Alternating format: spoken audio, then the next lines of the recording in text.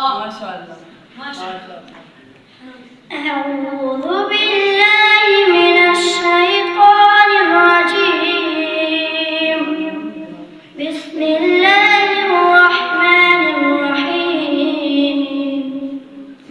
والتين والزيتون وطور سينين وهذا البلد الأمين.